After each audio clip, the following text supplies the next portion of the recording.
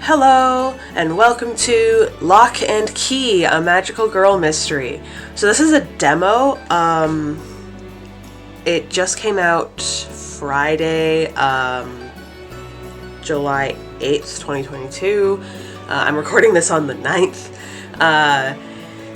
As you can probably hear, I am just getting over a cold, so I'm still a little bit stuffed up, so if I sound funny or I randomly have like a coughing fit or something in the middle of the video, that is why. But anyway, so Lock and Key, I think I first heard about this one on Tumblr. It's made by Studio Elle, who've made a bunch of other games like this that I have not played. But I saw this, was like, hey, it's a magical girl game. It's a mystery apparently. I think it's a visual novel, and it's gay.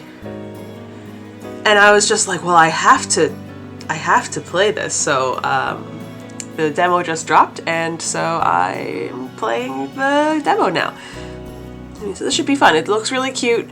I don't know anything about it other than it's a magical girl mystery with lesbians.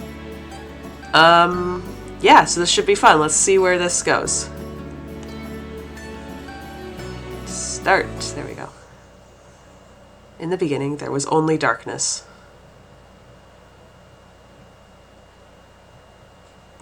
Oh, I have to click. Okay. And from that darkness, two beings emerged, benevolence and malice. I wasn't sure if I had to click or, but anyways. From them, our universe was born. Interesting creation myth. And within that universe, one small planet was chosen as their eternal battleground. Neither being had a physical form, and so they could not battle directly. And so a new species was born. This species would one day grow to include the proxy soldiers meant to fight their battle for them.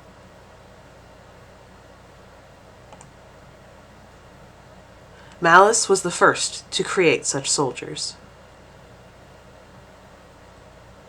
Really fucking, I love the art style that they're going for. Very sketchbook. It reached out to the cruel, to the greedy, to the uncaring. It offered them great power as reward for their service, but also bestowed a new form upon them. A twisted, monstrous form that reflected their true nature.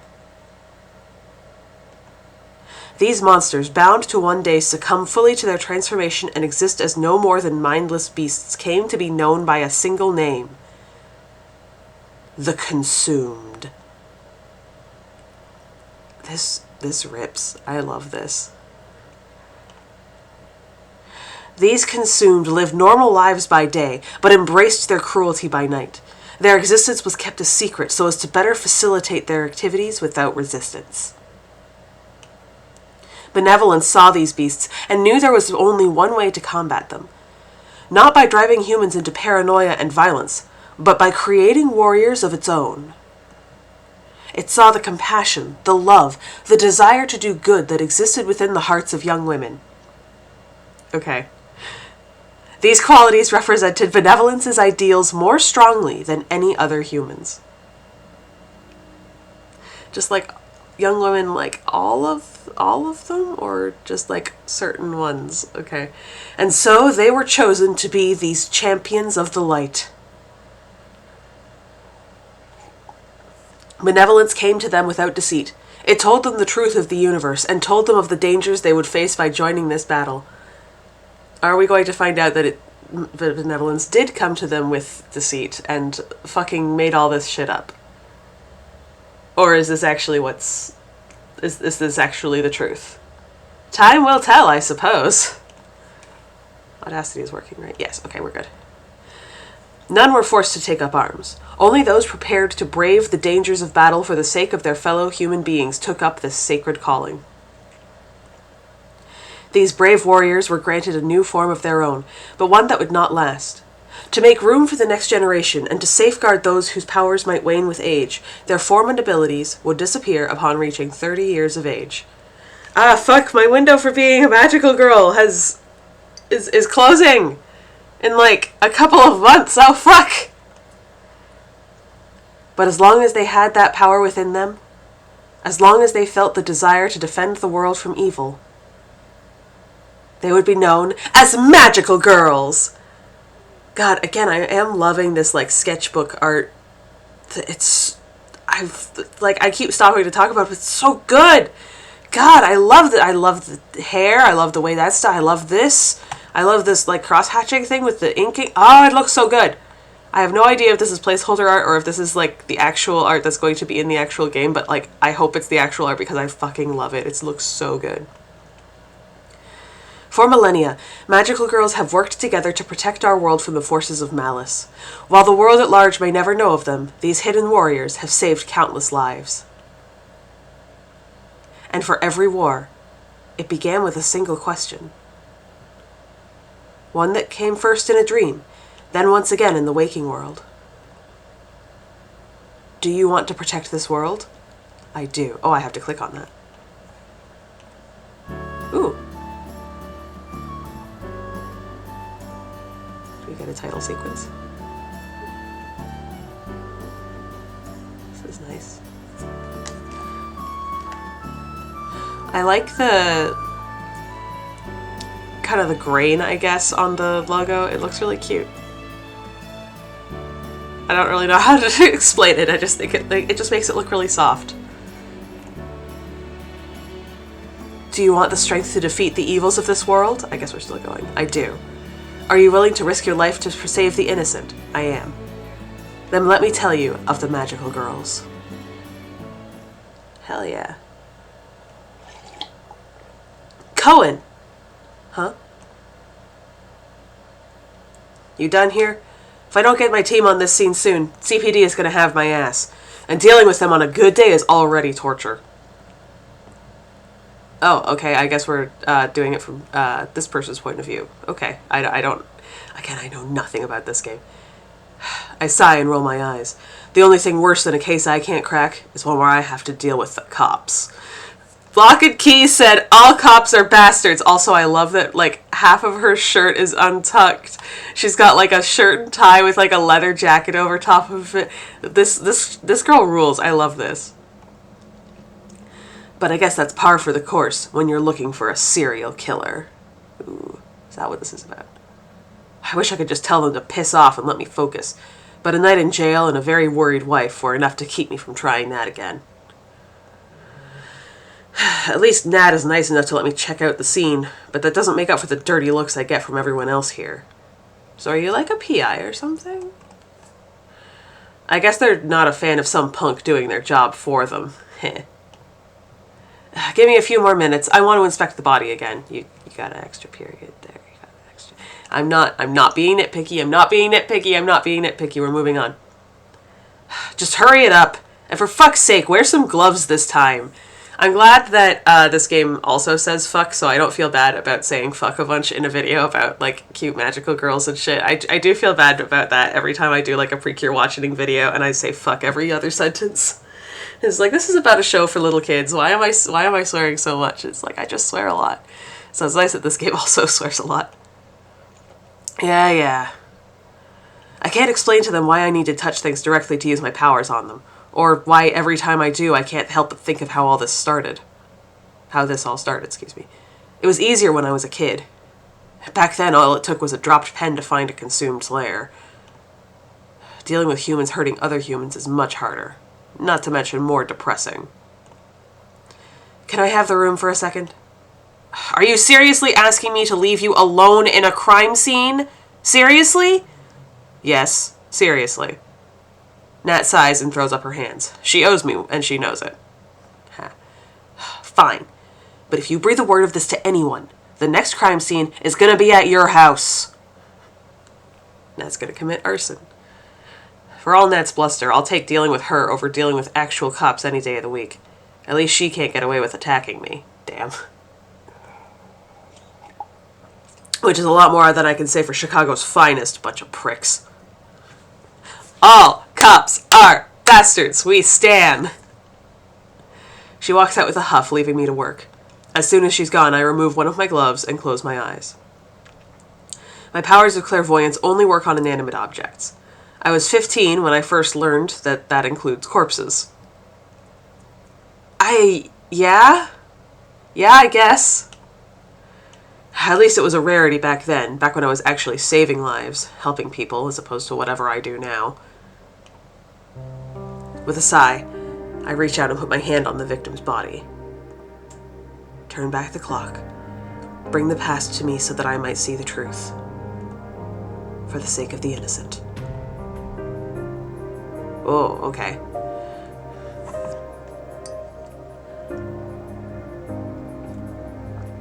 Visions of the victim's last 24 hours fill my mind.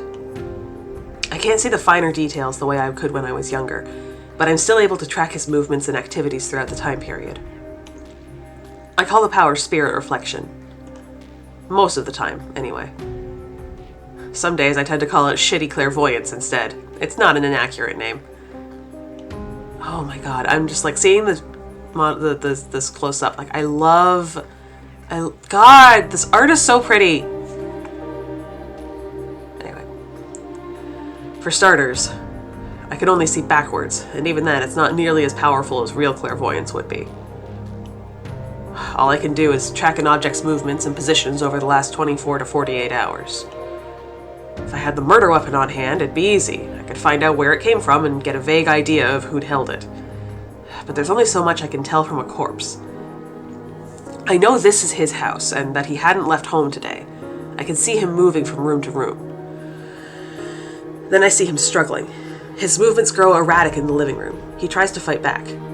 Ah, fuck, hang on, I'm gonna cough. But it's not enough.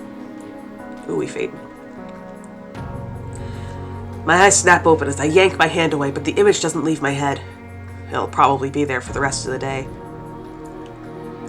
I wipe off my hands and rub my temples, the same familiar questions filling my mind. What am I doing here? Why am I still getting myself involved in this shit? I've got a master's degree, for God's sake. I could be working at a hospital. Hell, I could have my own practice. Ah, she's a doctor? I haven't been a magical girl for more than a decade, but I'm still getting myself wrapped up in mysteries. And what happens when I lose my powers next year? Am I just going to screw around in crime scenes and make wild guesses? Okay, love that the characters are 29 in this, canonically, love that. Same, not exactly the same, but like same. It's not like these are new thoughts, but they've gotten worse lately. Especially today. It's her day, after all. My enhanced self-doubt is cut short by Nat slamming the door open again, looking at me with annoyance. Time's up. They're sending me and my team in now. Fine by me. I'm done here. Already solved the case and saved the day, Sherlock. Oh, totally. I'll have Moriarty in handcuffs for you by tomorrow morning. She doesn't respond, just jerking her hand towards the door in the universal gesture for get the hell out. I stand up and step back as her usual band of masked forensic guys file into the room. Nat glares at me as I continue to look around, blatantly ignoring her demand that I leave them be. It's not like it's illegal for me to be here, but her team has complained enough about me interfering already. Sherry, I'm not going to tell you again. Fine, I'm going. Wait, is her name actually Sherlock? Like, it's Sherry and it's short for Sherlock? And that's why she's Locke, and then the other one is Key. Is that where we're going with this? I'm not complaining, I think that's hilarious. If the full forensic team is coming in, then the cops are sure to follow, and they'd be all too pleased to make me a scapegoat. I must have some nerve trying to actually solve the crime instead of finding some poor bastard to pin it on. Sure, they don't understand my methods, but I've still got a better track record than any of their esteemed detectives. Besides, I'm in no hurry to tell them that my method is being a former magical girl. They think I'm weird enough as is. Not like I care what they think, but still. I don't exactly miss fighting Consumed, but sometimes I feel like I'd rather be risking my life fighting monsters than dealing with cops. At least then I was saving lives instead of just picking up the pieces.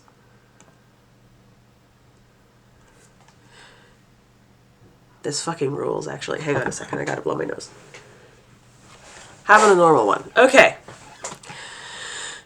The wind whips against my face as I drive home, but I don't even feel it. I'm too preoccupied with thoughts of getting some rest when I get there. Is this her house? This is nice. 15 minutes later, I barely make it to the couch before my aching muscles protest. Even through the sore back and knee pain, something about the case I just left doesn't sit well with me. But I can't figure out what it is. It's not like I haven't dealt with a murder before. Hell, I've even dealt with multiple murders before. Maybe it's the lack of evidence? Nothing from my powers and nothing from the surroundings. Entry point, murder weapon, any physical indication that someone else had entered the house. None of it. Excuse me.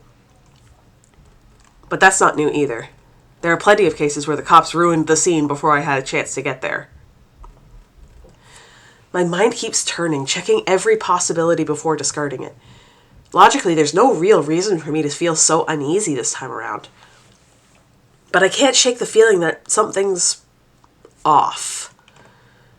Eventually, I shut my eyes with a resigned sigh. All I have are maybes, and I'm really sick of maybes. If I could just find one certainty. My train of thought grinds to a halt as I look toward the source of the sudden splashing sound. Hang on. I don't hear a splashing sound. It isn't rain or anything like it. Rather, it's coming from right outside the door. Hello? I sit up to find a puddle of strange pinkish liquid seeping under the door. It glides across the floor without any trace left behind.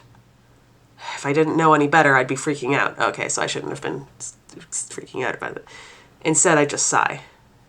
The door was unlocked, you know. You could have just come in normally. A voice emanates from the puddle. A very cute voice. Yeah, but where's the fun in that? As I watch, the liquid comes together into one point and begins to solidify, rising into a pillar before taking the shape of a beautiful woman. Long black hair streams down the newly formed head as the remaining facial features take their place. Keely's eyes open, and her mouth forms into a mischievous smile. There's no way I'm going to let my last year of shapeshifting pass me by without at least a few pranks. That one is a classic, after all. If by classic you mean grossing me out for over a decade, then yes, it is certainly a classic. That's exactly what I mean. I sit up and make room for her on the couch, patting the cushion beside me. Welcome home, baby. I lean my head back as she bends down to kiss me, the warmth of her lips offering welcome comfort. Aww. I never really feel at home unless she's here with me. Aww. Gay. As soon as our lips part, she hops onto the couch to sit down next to me, resting her head against my shoulder and wrapping her arm around mine. We both let out a contented sigh in unison. This is the best part of the day. How was your day? Not too eventful. My Mark was home, so I had to settle for just looking around the place. I think I'll go back for whatever's in his safe this weekend. Are you a thief? Hello? Wait, you don't know what he's got in there? The guy's one of those rich executive types, so I'm sure it's something good. Besides, finding out is the fun part. It's not always about the money, you know. That's why you're the best in the business, baby. Aw, thank you, sweetie. She gives me another kiss before snuggling closer to me. You'd never be able to tell by looking at her that she's one of the most notorious cat burglars in Chicago. Fuck yes! Fuck yes! Cat burglar, private investigator, romance, magical... Yes! This rules! Then again, that's part of why she gets away with it. Of course, being a shapeshifter doesn't hurt either. You make any progress on the case today?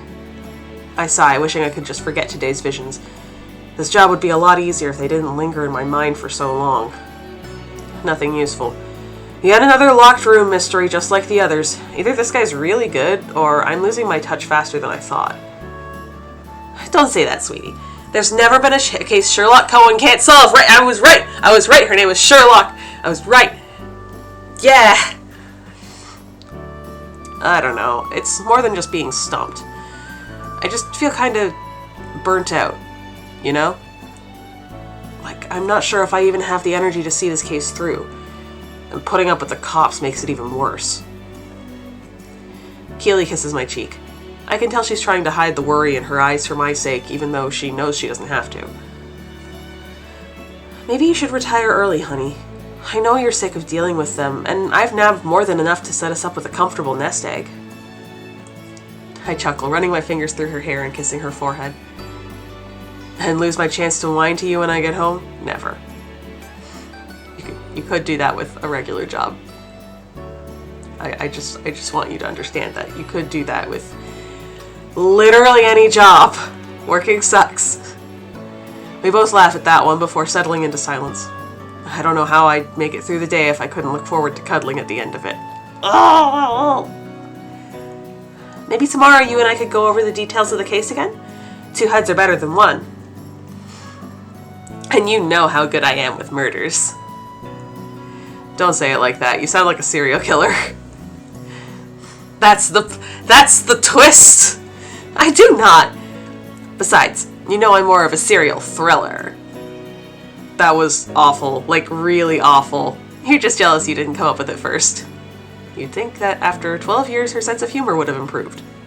It hasn't. Oh, I love them. She's not wrong about being helpful, though.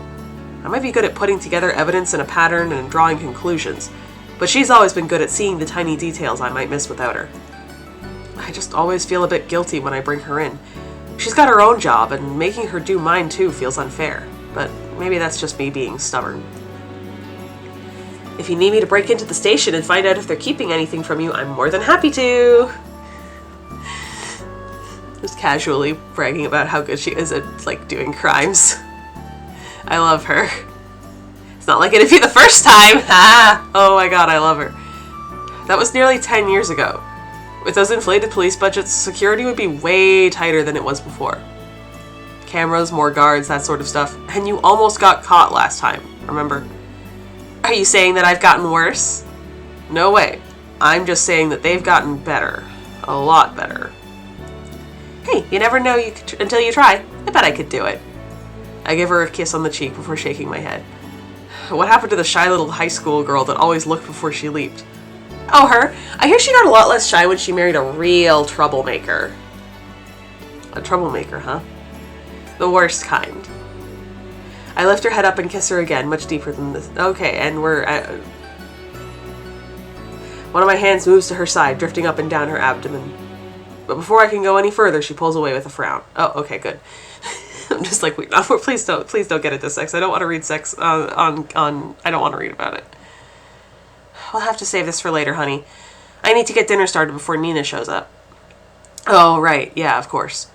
Shit, I'd completely forgotten she was coming over. If I let that slip, she'll never let me hear the end of it. And on today of all days, too. Is it her birthday or something? This case must be weighing on me even more than I thought. I've never forgotten about how important today is before now. It'll be good to have her here, though. Maybe it'll be the distraction I need. Even if it is interrupting another kind of distraction. In that case, I should probably go shower. I smell like a crime scene.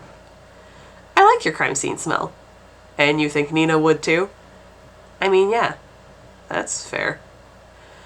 I stand and stretch, laying out a long yawn. Hopefully a little cold water to the face will keep me awake through dinner. I owe her that much. You gonna need any help with dinner? I'll be okay. You can go ahead and clean yourself up. As I head toward the stairs and start to climb up, Keely calls out to me. Hey, sweetie? Yeah, babe? I'm really glad that shy little girl married that troublemaker. You and me both, honey. You and me both. Aw. They are cute.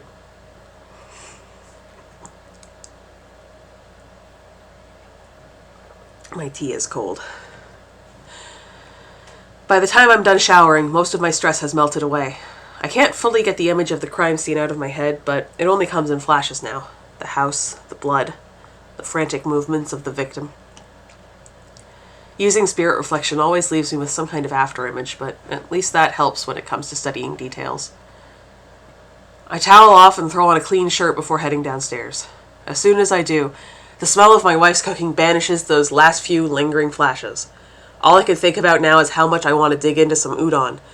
It's incredible how delicious her cooking has gotten lately. That's the twist. Keely is a serial killer and she's pulling a Sweeney Todd. There you are! I was starting to worry that you'd fallen asleep in there. No such luck. After the day I've had, I wouldn't mind a little shower power nap. She giggles and turns her head towards me, giving me one of those little smiles that still make my heart flutter before going back to her preparations. God, she's gorgeous. Don't worry too much about being tired. Nina might as well be a natural shot of espresso. Oh, is she already here? Not just yet, but I'm sure she'll show up any second. You know how she likes to travel. Well, hopefully she gives me enough time to do this. I move up behind her, wrapping my arms around her waist and brushing my lips against her neck. She rewards me with a small yelp of surprise before letting out another giggle. Honey, I still have to finish this before she gets here. She can wait. Kisses first. Oh my god, Cher, can you stop being gay for like 2 seconds so Kiki can get some of that in a bowl? I'm starving! I already love Nina. Oh my god. We both whirl around in unison to come face to face with Nina. I sputter and let out a cough, a bit embarrassed about being caught in a moment of sappiness. As we face her, she breaks into a massive grin and lets out a squeal of delight. As always, her excitement is infectious enough to help me get over my initial embarrassment at being caught in the act. Before we have a chance to speak, she bounds over to pull us into a gigantic hug.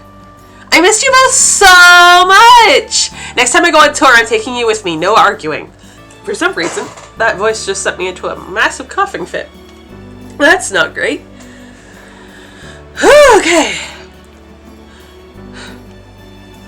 It's good to see you again, Nina. But maybe you could use the door next time?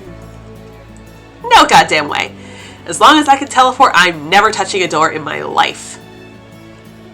I pat her back, and she squeezes us even tighter. She's got me gritting too now. We missed you too. I can't believe how long it's been. 2 years, 73 days, 18 hours, and 12 minutes. That's 2 years, 73 days, 18 hours, and 10 minutes too long. I love her. I need to blow my nose again, I'm sorry. Did you seriously keep track of it down to the minute? Oh no, I'm 100% fucking with you right now. You really thought, though. God. She releases the hug, winking at me with another grin. 23 years and you're still falling for the obvious ones. Get it together, Cher. So she keeps track of that one, huh? No wonder I fell for it. Now, Nina, play nice. Unless you don't want seconds on udon, that is. Nina bats her eyelashes and gives Keely the most innocent face she can muster. It's pretty good. I'll be good, Mom, I promise. I'm a year younger than you. Yeah, but you've got like big mom energy, you know. Is that a compliment? Duh. I know you two aren't exactly hip to modern lingo anymore, but that one's pretty obvious. Oh god. Is this how I sound? You say that like you're not 30. Nina huffs and gives me a goofy scowl while Keely goes back to finishing up dinner. I'm 29, Cher. I've still got a month before I turn into an old lady, and I'm gonna make the most of it. All 3 of us are. So you're staying in Chicago all month then? You better believe it. I'm off tour for the next 3 months. We are gonna tear this shit up. I don't have the heart to tell her that Keely and I have long since passed the tearing shit up phase, but even if we can't keep up with Nina's speed, I'm sure we'll have plenty of fun. The way we used to before. Sweetie, could you grab a few bowls for us? Nobody's going to be tearing up anything on an empty stomach. Nina bolts to her chair and sits down, vibrating with excitement. I swear she's about to start drooling. It's very cute that she hasn't been here in like 2 years, but she still has her chair. Like they still have Nina's chair, which is very cute. Like it might just be the guest chair, but still. I oblige my wife, grabbing us bowls and giving her a quick kiss before sitting down. Dinner is served! Oh! God, I want udon now. I don't think I've ever had udon. Maybe I have, I don't remember. I want it now, though. Keely's cooking is as delicious as ever. Nina certainly seems to feel the same way, eating her way through 2 packed bowls before I'm even halfway through my first. In between mouthfuls, she tells us stories about life on tour. Moving from place to place, dealing with crowds of fans, performing in front of hundreds of people. It makes our job seem easy by comparison. I'd probably crash and burn after a few months, but she's been going at it for nearly a decade now. And despite everything, she's still the same old Nina. I wonder if we'll get to hear any of her music or anything at any point. That'd be cool. The Nina I grew up with, still bursting with energy, still driven to stand out from the crowd, and still full of love for us. I've always admired that ambition of hers. Even though I was the only one she'd known since we were kids, she was still the one who brought us together to form a team. Everyone else was ready to rally around the girl with a big dream and a bigger attitude. Hell, I'm not even sure if I would have been able to ask Keely out without Nina pushing me to go for it. No wonder she got scouted right out of high school. Being a star was her dream, and her dreams always come true. That and the fact that she's got one hell of a voice, too. Although it would be nice if she didn't use it to yell so much when I'm sitting a few feet away from her. After we've all had our fill, I head into the kitchen and grab a bottle of whiskey and 3 glasses. Keely and I don't drink very often, but this is a cause for celebration. In one way, at least. OMG! You read my mind! Nothing like a little nightcap before I go. You're lucky there are no laws against teleporting under the influence. Oh, please. You act like I'd actually listen to some square's rules. Hell, according to the rules, I was supposed to have dinner with some record label suits tonight. You're not going to get in trouble for blowing them off on our account, are you? Don't worry. It's not like it was anybody that mattered. Besides, being here tonight is way more important than spending a night pretending to care about branding. Nina looks down at her glass, her expression suddenly darkening. Especially tonight, you know? I just nod and start pouring our drinks. We've been dancing around tonight's special occasion since Nina arrived, but I knew that couldn't last forever. Keely looks down at the table, swirling her drink and letting out a wistful sigh. How old would she be now? 27? Yeah, it's been 12 years now. Doesn't feel like it, though. It really doesn't. Sometimes it feels like it happened yesterday. Other times it feels like a century ago. Death is strange like that. No matter how much I've seen, I know I'll never get used to it. I raise my glass and they follow suit. Happy birthday, Elle. Happy birthday, Elle. I wish to know more about this Elle character. Hello? So these guys were a team of magical girls and there was a 4th one named Elle. Hello?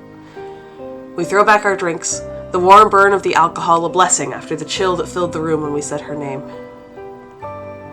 In the moment, it feels like she's here with us, that goofy little smile lighting up the room like it always did. When Keely puts her glass down, I can see a few teardrops streaking her face. I squeeze her hand under the table, and she manages a small smile in response. Nina's stony face, meanwhile, betrays nothing. I silently pour us another round of drinks, muttering a snippet of the mourner's Kaddish. I don't know what that is. Oh, I am not going to try and pronounce that. I will do something fair. I will do something wrong, and it will maybe be offensive. I'm not going to try and pronounce that. I will look it up later for context. I am not going to try and do that right now. May he who creates peace in his celestial heights create peace for all of us. Amen. After another moment of silence, Nina speaks up with her usual pep. Okay then. I think it's time you told me about that juicy new case you mentioned. It sounded like pretty next level stuff. I don't know why I clapped there. I'm sure some people would consider her insensitive for jumping right into another topic like this, but Keely and I don't mind. It's better than spending the rest of the evening in mourning. Elle probably wouldn't have wanted that. Besides, it's not like I don't want her input. That's why I told her about it, right? Looking to flex your detective muscles too, Nina? Hey, I'm an international woman of mystery. I didn't realize that catching serial killers was part of the pop star life. Sounds like somebody isn't in the know, then. Show me those mad investigator skills. I take another sip of my drink before giving her the gist of things. The lack of evidence left at the scene, how there's no tracks to follow, no clear motives or connections between the victims, etc.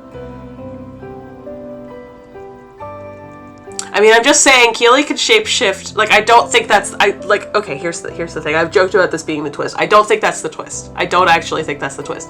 But what if, though? Haha, but what if, though? Unless...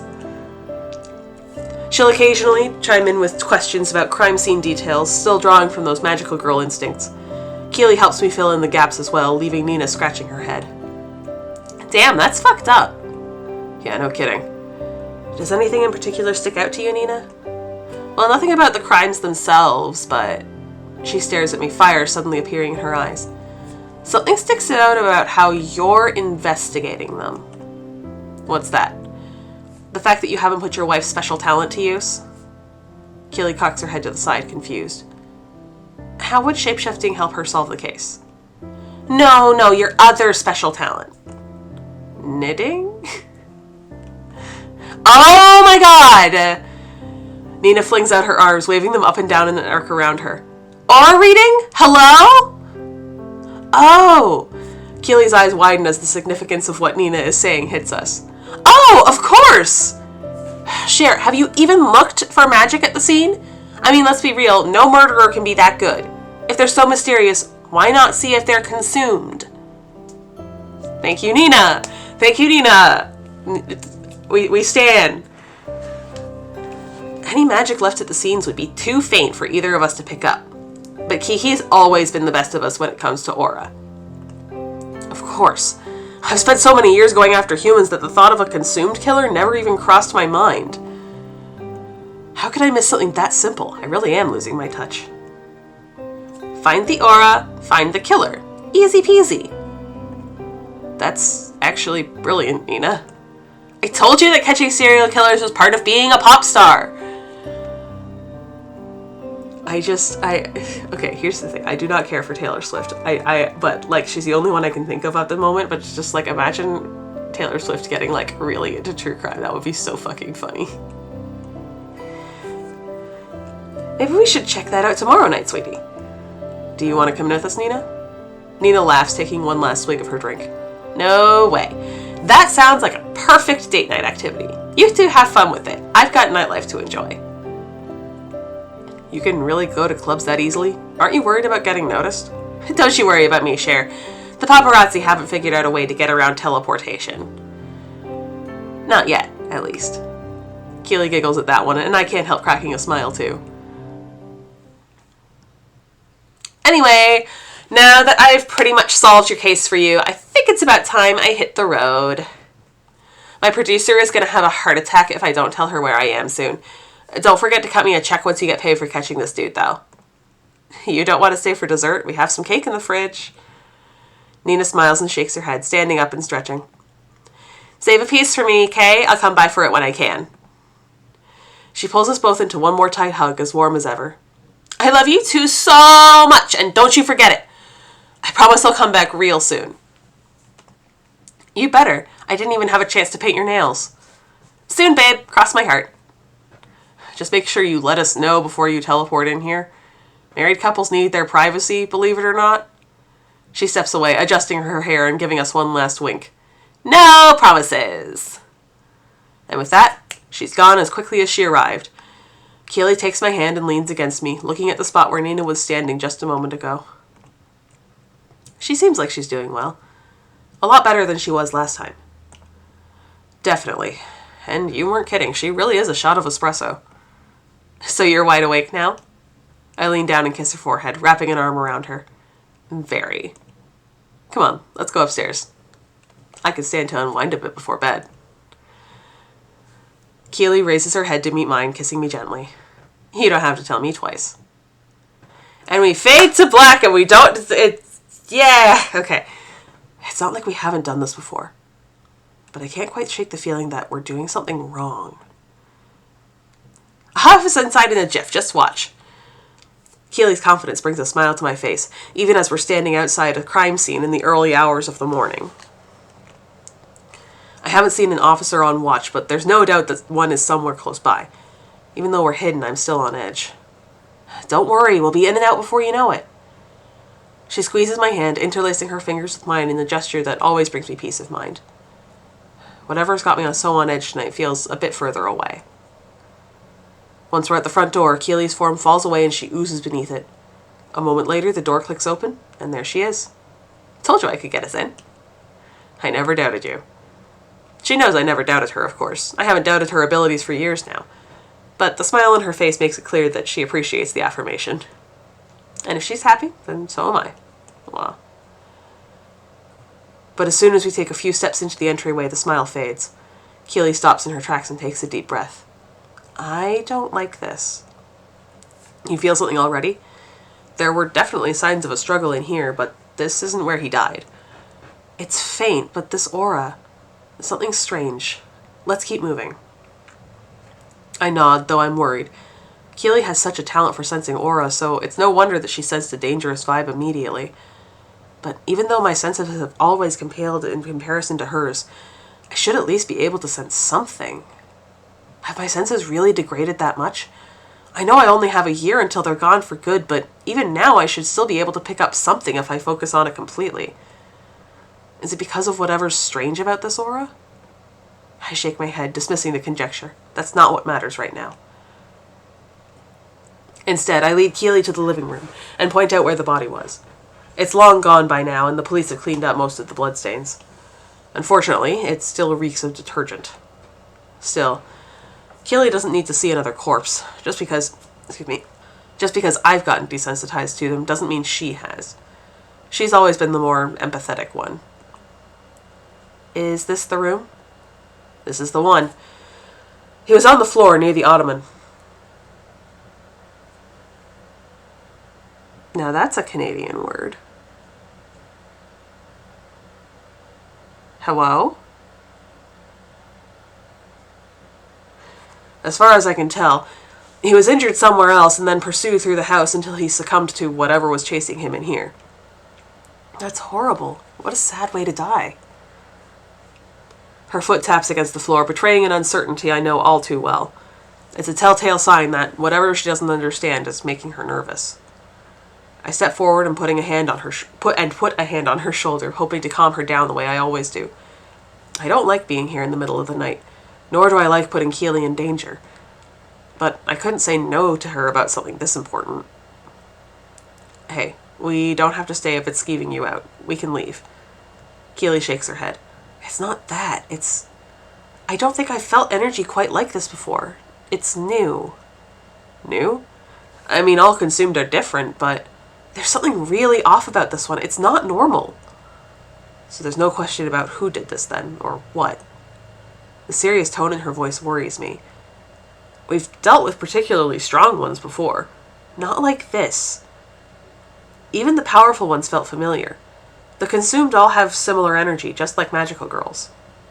But this, it doesn't feel like a consumed. Not entirely, anyway. I grasp her hand in mine, returning the squeeze from earlier. Even if I can't tell what she's sensing, I trust her every step of the way. Keely closes her eyes to think, and the air around her billows in soft, soothing waves. I don't know if it's a side effect of her powers or simply how I feel about her, but it's immensely calming to be next to her while she works. My shoulders sink, my muscles relax, and my head clears. It's magic of a different kind. Whatever this thing is, it's long gone. That much I can say for sure. Spirit Reflection told me the same thing. It's been at least 24 hours, probably more. Keely looks at me, confused. No, it hasn't. If that was the case, then the aura would be completely gone by now. Then that must mean it came back. Oh, fuck!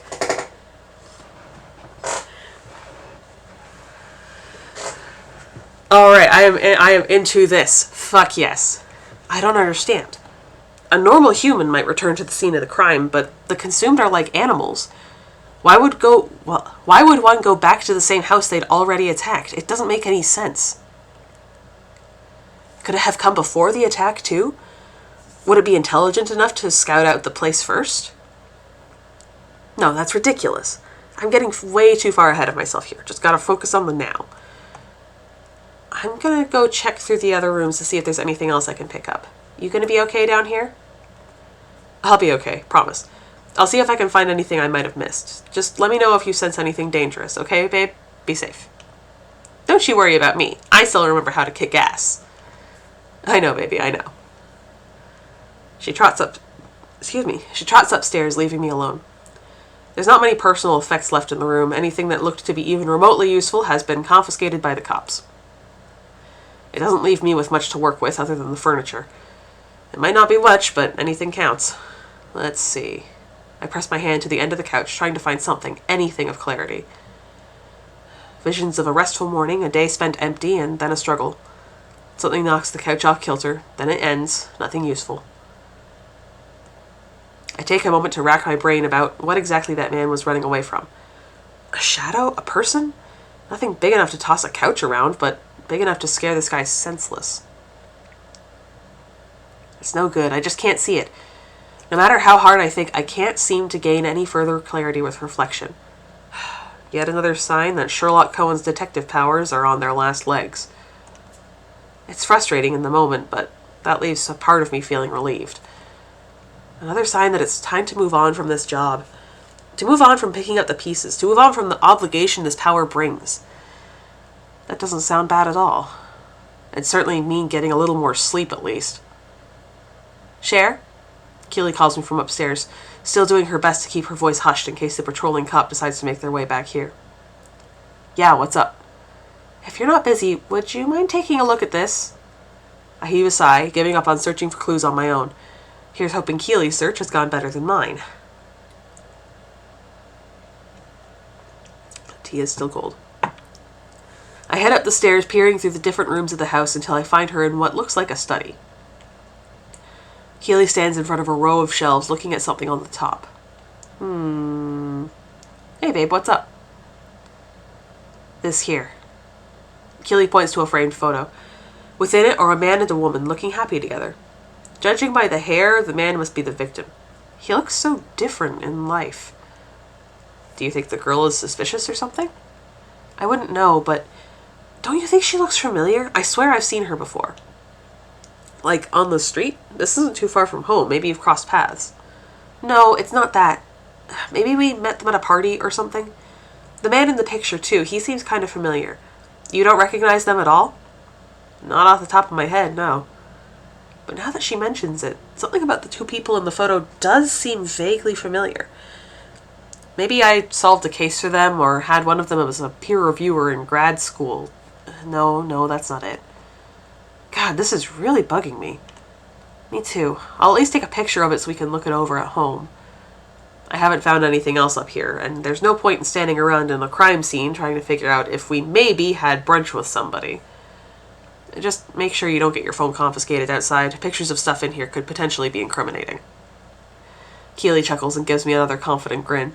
Cher Bear, there's more than enough incriminating evidence on this phone as it is. I'm not too worried about it. Girl! Oh God, don't tell me you've been taking pics of empty safes again. You can't prove anything. And you say I'm the trouble. Keely raises her hand to stop me, eyes suddenly going wide. Ah, fuck, the music's back. Sweetie, can you feel that? It only takes a moment for me to register the sensation. This time, there's no doubt about where this particular aura is coming from. It's consumed, through and through. Where? Keely closes her eyes and sniffs slightly, as if she was tracking it by scent. A couple houses away. It doesn't seem particularly strong, but sounds like a job for the current crop of magical girls then. We should probably head out. I guess so. Keely sighs and looks down at her feet. I know she's still got that warrior instinct, but that isn't what we came here for. Not like it used to be. Sherry, I know that at our age we're supposed to just let them take care of it, but maybe we should drop by just to... Suddenly I hear a sharp, piercing scream. It sounds young, too young for us to ignore. Ah, fuck. Before I can even utter a word, Keely's opening a window and jumping outside. I follow suit, dropping to the street and running after her. I guess she's not the only one who held on to those old instincts after all. Hell yes, do we get a transformation sequence? Keely leads the charge as we rush towards the spike of magical energy, spurred on by another monstrous roar. All I can do is offer a silent prayer that we'll make it in time. You won't get away with this, fiend! I don't know what voice I'm going for here. Why is this person Papyrus suddenly? There, down that alley. She skids right and I follow. We don't have to travel far before we see it. Ooh. A grotesque mass of tentacles and eyes, the entire width of the alley bursting forth from a human torso, 2 of its appendages in the process of wrapping around its would-be prey. Gross. I mean, I love it, but gross. A consumed. Ugh. Get out of here. It's not safe for you. Oh, okay, this is the other magical girl from the thing. Okay. From the title screen. Yeah. Despite the creature gaining the upper hand, the girl calls out to us in the familiar protective tone of one of the city's guardians. While it's a bit disconcerting to recognize that the girl is barely a teenager, Keely and I know better than anyone that magical girls can start young. It's not just the outfit that gives her nature as a magical girl away. It's the fact that nobody else would be able to prioritize the safety of bystanders while they were in that position. But we're no ordinary bystanders. I glance over at my wife, who looks back at me with a determined smile. Use it or lose it, right? I nod and give her a thumbs up in return. I guess it's time to shake the rust off. Ready when you are. I close my eyes, readying myself for the transformation. Here's hoping I can still remember the words. Please give us a transformation sequence. I am fucking begging. I am on my hands and knees. I am begging. Please give us an actual transformation sequence. I don't think there will be one. But like, I hope beyond hope. Keely's hand finds mine, and we begin. For the sake of the world, we will be its guardians. Let our spirits shine through. Don't tell me.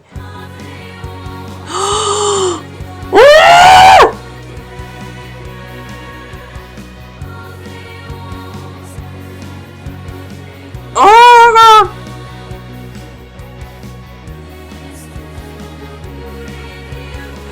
Yay! It's not like a super fancy one or anything, but yay! Transformation sequence! Huzzah! The familiar glow passes through my body as I'm lifted off the ground, light bursting from within me and spreading outward. I am so fucking excited. Our clothes disappear, swiftly replaced by our old uniforms in a cascade of ribbons and magic. I'm surprised it still fits. Oh, okay. The music just abruptly cuts off. Oh. Different music. Hell yeah, hello. Hang on, I'm turning this up. I don't know if you guys can hear it. My revolver appears in my hand as I drop to the ground, my body brimming with power. Prepare to face justice! Keely drops down next to me, her whip snaking out from her hand as she opens her eyes. You will not escape our judgment! We are magical girls! Fuck yes. The girl's screams go quiet as she stares at us in disbelief. The consumed, too, has frozen as it looks toward us with surprise. It definitely wasn't expecting 2 full-grown women to be ready to fight back. Keely charges down the middle, trusting me to follow her strategy. We don't need words to work together. Our minds can align perfectly at a moment's notice. Yet another perk of working with my wife. Hell yeah. Hell yeah. I dodge to the right towards the wall, jumping effortlessly up to the 3rd floor of the building and landing on the fire escape. The consumed doesn't notice my maneuver, its animalistic mind still focused on Keely as she swings her whip in front of it. I can't see her face, but I know she's smiling. Judgment Cage! Entwine him! Hell yeah. She swings her whip straight down the middle, thorns ready to slash the monster's hide, but it doesn't move away. Instead, a sickening laugh erupts as Keely launches her whip forward. It slaps the whip away with one tentacle, and shoots another towards Keely with frightening speed, its tip sharp enough to pierce straight through her. Bad move, monster. Very bad move. Keely shifts in an instant, making a hole in her abdomen that the tentacle passes through without so much as grazing her. Fuck yeah. Hell yeah. Get ready to fire! The reduced mass of her torso warps up towards her. The reduced mass of her torso warps up towards her arm, extending it forward and flashing the whip out past the consumed's grasp. Right where we want him.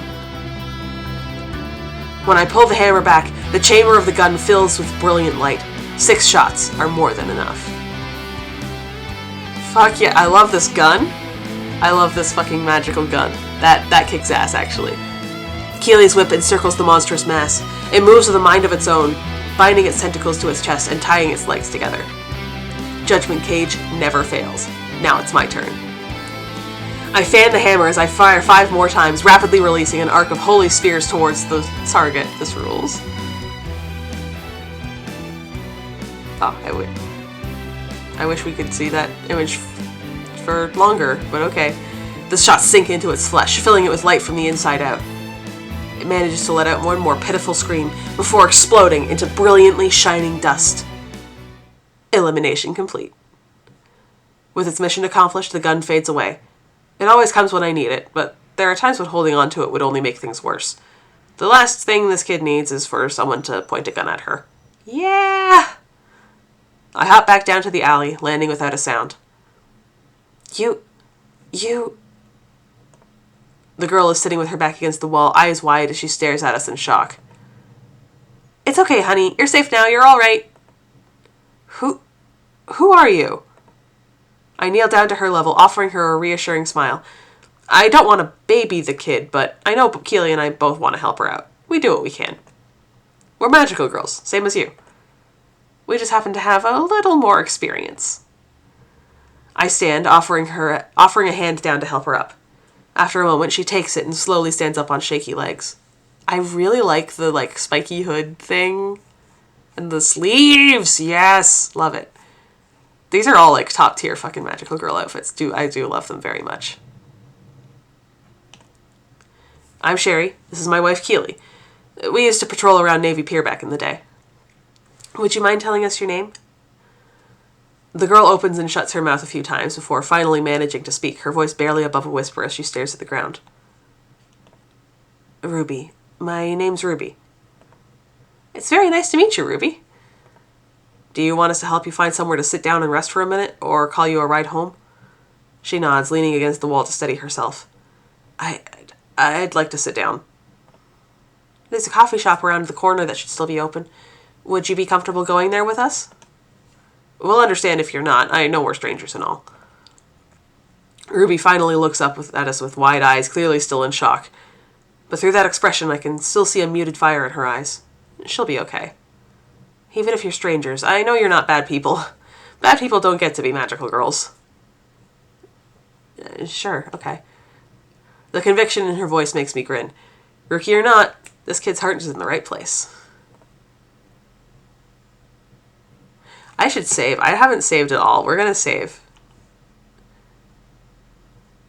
Coffee orders. Black coffee, 2 creams, 1 sugar, hot chocolate. Okay. Ah, this is cute. I like this art here. That's really cute. Alright, we're gonna save. Alright. Return to game. What are my other menu options here? Save, load, auto skip. Okay, it's just your basic Renpai options. A few minutes later, we're back in our civilian clothes and relaxing with our drinks. Coffee's for me and the wife, and a hot chocolate for Ruby. Do you feel any better, honey? Ruby takes a long swig of her hot chocolate and lets out a shaky breath, leaning back in her chair. I am no worse for wear. Thank you for your kind assistance. Her voice seems to have taken on a deeper cadence without warning. I exchange a wordless look with Keely, who gives me the slightest of shrugs. No problem, Ruby. You just take a couple more minutes to relax, and then we'll call you a ride home. You need not refer to me as Ruby, ma'am. I have another moniker I use when speaking with a fellow sister of justice. What? Oh my god, I love this kid! Do you now? Indeed. Now that we've become more acquainted, you can call me... She moves her arms in a confusing flourish. Nightshade. Oh my god. Oh my god. Okay. She does kind of remind me of some of the kids from my anime club. Like, this is 100% how some of them would act if they got magical girl powers. Also 100% how I would act if I suddenly had magical girl powers. Oh, this rules. Keely and I share an awkward look, trying to think of an acceptable response. This is definitely not what I was expecting. That's a cool nickname. Alias, sweetie, it's an alias. How better to strike fear into the hearts of our enemies than a name that resonates with the powerful energy of the night? Oh my god. Right, yeah, of course, powerful energy and all. I think it's a great name, honey. Oh my god. It's just like, we have adopted a child. You do? Her voice returns to the high pitch we heard during our battle. She really is just committing to a bit. That's, respectable. Fuck yes, fuck yes, fuck yes.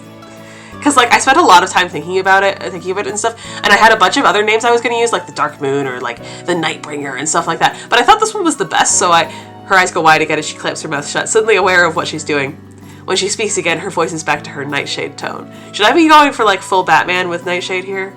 We're gonna go full Batman. Anyway, I believe that Nightshade suits me best, and soon all the consumed in Chicago will learn to fear that name.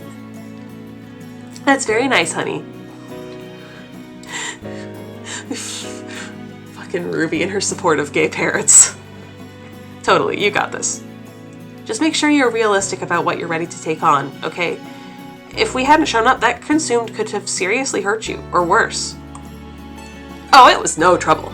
I'm certain I could have gotten the upper hand sooner or later. However, having help from some veteran warriors did make things much easier. I try to keep my temper down, remembering how much of a hothead I was at her age. Everyone made it feel easy, like I could take on the world, until I couldn't. I don't want that for her, or anyone else. Ruby, we're serious. That consumed was way too strong for you to be taking on alone. How long have you been a magical girl? Ruby mumbles her answer, barely audible over the coffee shop ambiance. It's been, 2 weeks. Or 1.5. Oh boy, that won't do it all. And have you had any prior training, spent any time with more experienced magical girls? She rolls her eyes, no doubt tired of lectures from adults. I get it, but this is a lot more important than to talk about curfews or whatever it is kids get talks about these days. Spending time on the internet. Well, benevolence taught me how to fight and use my powers. It didn't take long for me to establish myself as a hunter of the night. That's more than enough to slay the consumed, yes. Smaller ones, yes. But you weren't dealing with a smaller one today, honey. Something like that needs teamwork to take down. Ruby pouts, looking frustrated. Her Nightshade persona slips again. Then how did you learn? You fought them when you were still young, right? When we were still young? I'm only 28! God. Me at work? Looks like I'm not the only one trying to keep my temper in check. Keely can get a bit insecure when she's stressed out. I'm sure Ruby didn't mean anything by it, but I'd better mediate things just in case. She just means when you were a teenager, maybe. Of course you're still young. Thank you. Keely huffs and takes a long sip of her coffee as I turn back to Ruby. And to answer your question, Ruby, we learned by training. First by honing the skills benevolence taught us, but eventually we learned new techniques from other magical girls as well. Knowledge is passed down from generation to generation, and then honed with teamwork. That's why magical girls are drawn to other magical girls. The two of us and our friends worked together to develop efficient combat tactics like proper positioning, the right balance between offense and defense, and what parts of a consumed tend to be weak points. Oh, I accidentally went backwards, oops. It's all about teamwork. Being a magical girl is a group effort. Surely a team isn't absolutely necessary. Nightshade moves in the shadows and strikes unseen. A team would announce that presence. Oh my god. Plus, I'm not, like, super great with people sometimes. So that's what's going on.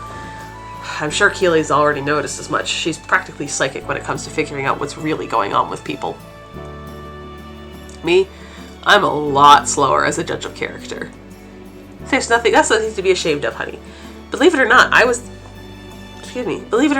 the same way. Really? Really? I didn't have any friends before I became a magical girl. Just sat in the back of the class in an oversized hoodie and tried not to draw attention to myself. Mood. Then benevolence came to me, just like it came to you, and offered me a chance to do something more with my life. I was nervous about teaming up too, but once I met Sherry and our two other teammates, we fell into a rhythm right away. I promise it's not as hard as it sounds. You made the choice to become a hero, so you're already plenty brave. There she goes again. Her pep talks are as legendary as ever.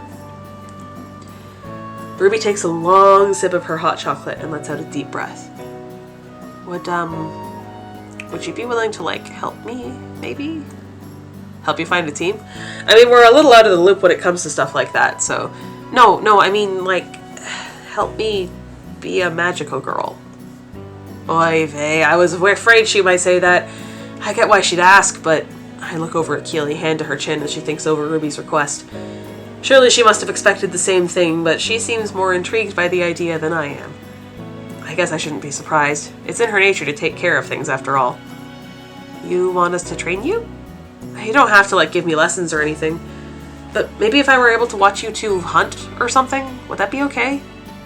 Oh, well, about that, we're actually retired. We haven't fought a consumed for years. Sorry, but we're not the hunting type. What do you mean? We just fought one! That was an exception. If we hadn't heard you two nearby, we wouldn't have sought it out. Oh. Ruby looks down, defeated. I can't help feeling like a jerk for shooting her down like that, even if I was just telling the truth. Maybe you could at least give me a bit of advice. I'm a fast learner, honest. That way I can catch up to everyone else. Her voice is quieter than before, still doing her best to show conviction, but struggling to assert herself. Now I feel even more guilty. Aw. This is the kind of thing I'd be happy to do when I was her age, but I doubt I could even offer much help now anyway. I look over at Keely to see that she looks even more guilty than I do. When she looks back at me, her eyes are wide and practically pleading. It's like she's asking if we can adopt a cat. Mood. I sigh, looking down and then back at the kid. Well, I guess giving you a few pointers wouldn't hurt. Ruby instantly perks up, so does Keely. You mean it? Yeah, I think we can do that. I don't remember too much of what we really set in stone back then, but we can tell you about some tactical considerations and weaknesses you can exploit, that sort of stuff. And it would be a good chance to try out that magical girl themed workout regimen I was telling you about. Hello? I would like to see the magical girl themed workout regimen. She plays it off as a joke, but a look at Keely's grin tells me how excited the idea makes her. No way does she want to stop at tidbits of advice. She really wants to train her. Hell yeah, go for it, Keely. Training a rookie magical girl. Honestly, that might be just the thing she needs to help her feel better about our time as magical girls running out. Yeah. I hate to admit it, but a part of me can see the appeal as well. Passing on our knowledge to another generation does sound like something close to closure. Hell yes. Hell yes. Hell yes. We got mentor magical girls training a new generation. We got generational magical girls, one of my favorite fucking tropes. We got serial killer murder mystery. This game rules. This kicks ass. Or at least a bit closer to. No sense thinking about that right now. Just need to focus on what's in front of me. Close to closure, or at least closer to. Okay, yeah. I mean, if it wouldn't be any trouble, then if that's okay. I guess lessons might be okay. We could try it, at least. Nothing major, though, okay? It'll be our very own after-school program! How fun! Ruby makes another strange gesture, no doubt reaffirming her nightshade persona. Indeed. With the wise teachings of my elders, I will gain the strength I need to be a true warrior of the night, a guardian of our fair city. I'm officially making our first training rule that you can't call us your elders. My mentors? I think that works. Hell yes, hell yes. Keely nods and takes one last sip of her coffee, finishing it with a satisfied ah. So, shall we make contact using the existing group chat, or will we be working independently? There's an existing group chat? The what now? Ah, I see. Ruby pulls out her phone and opens up some messaging app I've never seen before. I lost interest in things like that when AIM shut down, so I'm sure there are plenty of apps like that. Oofa doofa! My fellow warriors of the night have a GC we use to coordinate our attacks on the enemy. I observe rather than participate, but it's quite helpful when it comes to logistics. Or at the very least, to ensure none of them interfere with my mission of darkness. So you do know other magical girls? Well, I met one who sent me a link to the chat, but only once. She was nice and all, but she didn't understand my nature. As Nightshade, I mean. Well, isn't that interesting? Hang on. Okay. Christ. Well, isn't that interesting? It would have been very helpful to have something like that when we were more active, wouldn't you agree, dear? I shrugged, finishing off my coffee as well. It seems like it would make more sense to just talk on the phone, but what do I know? Okay, now see, here's the thing. This is no longer, listen, no fucking millennial is like, hell yes, I would like to make phone calls, please. Hey, if it works, then it works. Probably something we'd need a bit to learn, though. Perhaps it would be better to simply communicate via text message, then. We are rapidly leaving the realm of Batman and moving into William Shatner. She puts her phone away, no doubt surprised by our ignorance of whatever app that is. You know how to text, right? Yes, I know how to text. Keely leans over to whisper to Ruby, but she's still loud enough for me to hear. She didn't know until a few years ago. You're kidding. Look, technology isn't my thing, alright? I'm fine with what we had back when we were kids.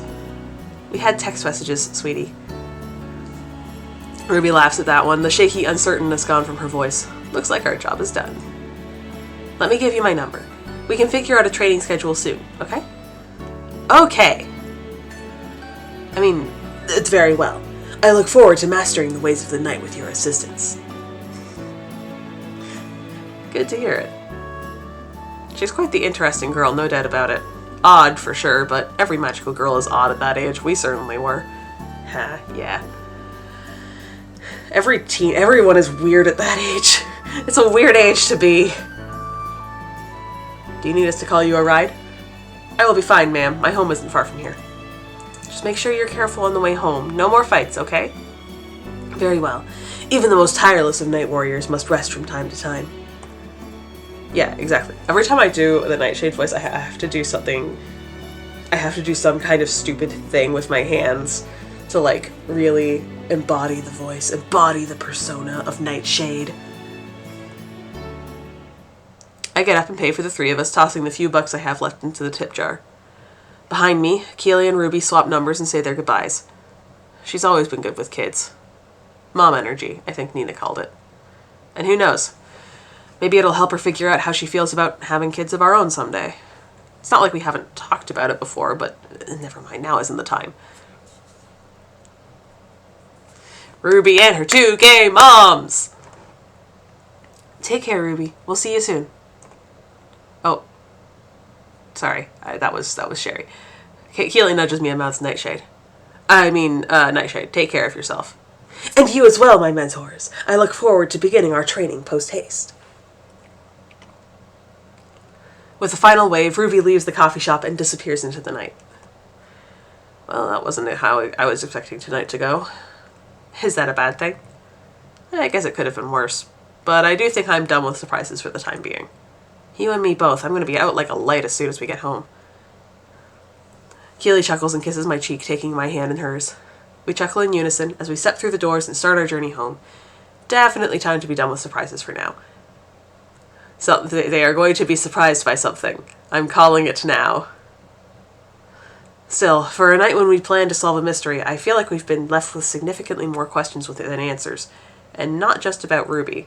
That consumed was dangerous, but there was no way it was the locked room killer. Something that far gone couldn't even open a door normally, let alone sneak through a locked one. So why did it just happen to show up while we were investigating? Was it drawn to the energy Keely felt?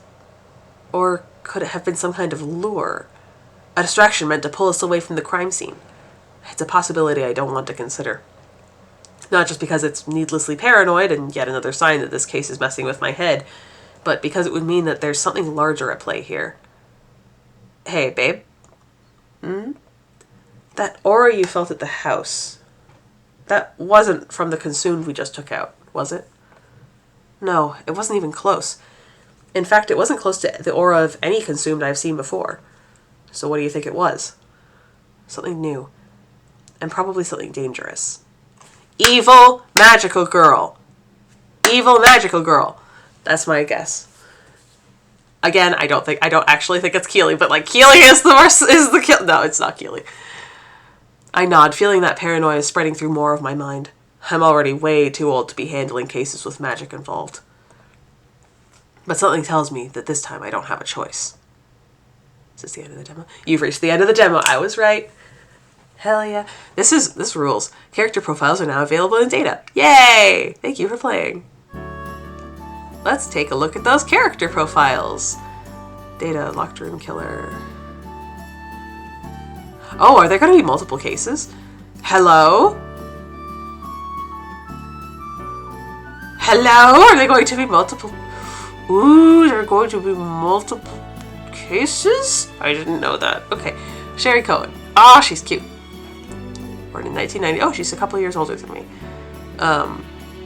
Or this takes place a couple years ago. Whatever. Collecting stuffed animals, coffee cake. Former magical girl turned private eye, Sherry Cohen has served as the owner and sole employee of Cohen Investigations the past 5 years.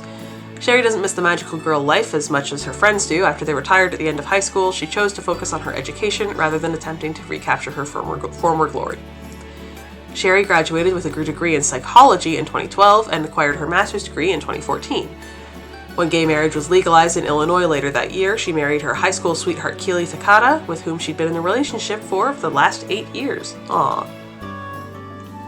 Now a married woman, Sherry chose to forego establishing her own practice in favor of becoming a private investigator. Why? Perhaps out of some sense of obligation to her past. Or perhaps because it was a lot easier to launder money that way. Oh my god, Sherry. Ability. Sherry's spirit reflection grants her limited clairvoyance when touching an inanimate object.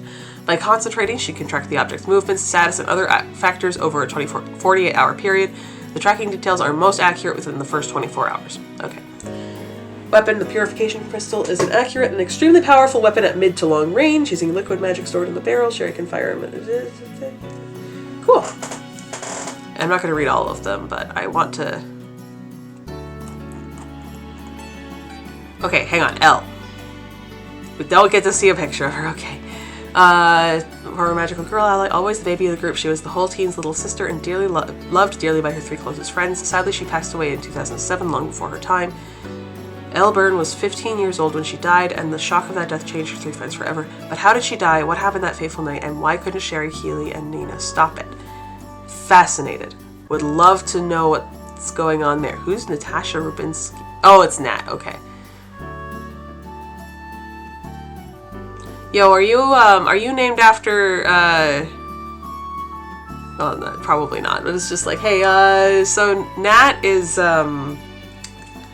Nagisa's name in the English dub of the original Precure, but it's short for Natalie, not Natasha, so I doubt that that's, it's just like, redhead, Nat, I don't think it's that.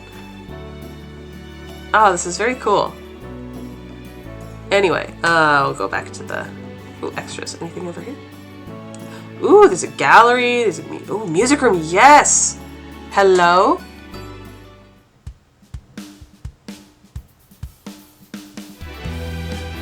Oh, this is the transformation music.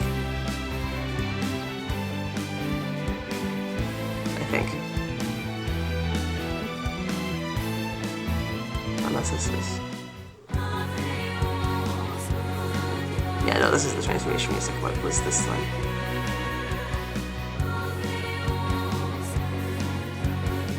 %0 completion. Ooh. Gallery. Okay, let's see the fight. There we go. Because we only got like a brief, like 2-second glimpse of this picture. This rules, honestly. I do love this. Very fucking cool. Here's all the credits. Okay. So that was Lock and Key of it, Magical Girl Mystery. I am so fucking stoked for the full game to be out now. Holy shit. I do love a good mystery. I do love a good magical girl story. This has both. And also lesbians. This game fucking rules. Yeah. It's a visual novel. It's a lot of like just clicking. There's not really gameplay. It's a visual novel. But like, I like visual novels. So yeah, anyways, this game fucking rules. Go download the demo and wishlist it on Steam. It's really fucking good and I can't wait for the rest of it to be out. Yeah. So thank you very much for watching. Sorry about all the random cuts and stuff where I was like hacking out the lung. But yeah. Hopefully new video will be out I'll probably put up another sketchbook tour sometime this month. So I guess I'll see you then. Yeah. Bye!